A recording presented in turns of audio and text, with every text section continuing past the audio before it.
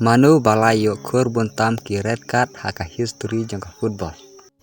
Haka nika video ngini apa jaki top 10 player ki bayo kur buntam ki red card. Ubawan haka kerdan ke basipau udai Winnie Jones, midfielder jangka England. Bat ulayo kur hadu kar tadi ki red card. Ubawan haka kerdan ke bakendai udai Gary Medal, defender jangka Chile. Ulayo kur hadu kadro tadi ki red card. Ubawan hak kerdan ke bapra udai Matteo Contini, sentar bak jungkari Itali layak kur hadu katnya teli red card.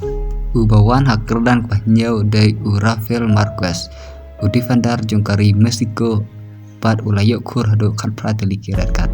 Ubawan hak kerdan ke bahendreu udai Philip Melo, midfielder jungkari Brazil, ulayak kur hadu arpo teli red card. Laju kodru ya pitbull.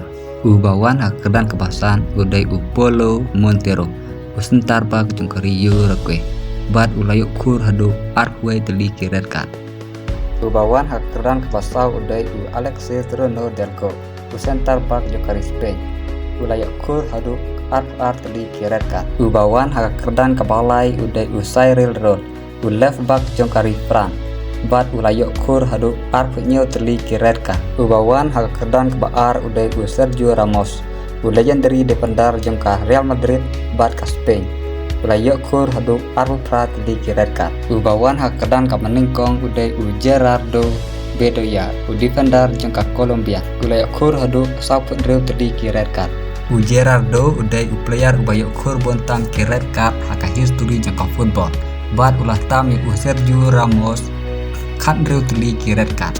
Bat laju kodro ya kum ubis. Lada kis ngetenat ikan ke video, like, share, bat subscribe. Kublai sibuk.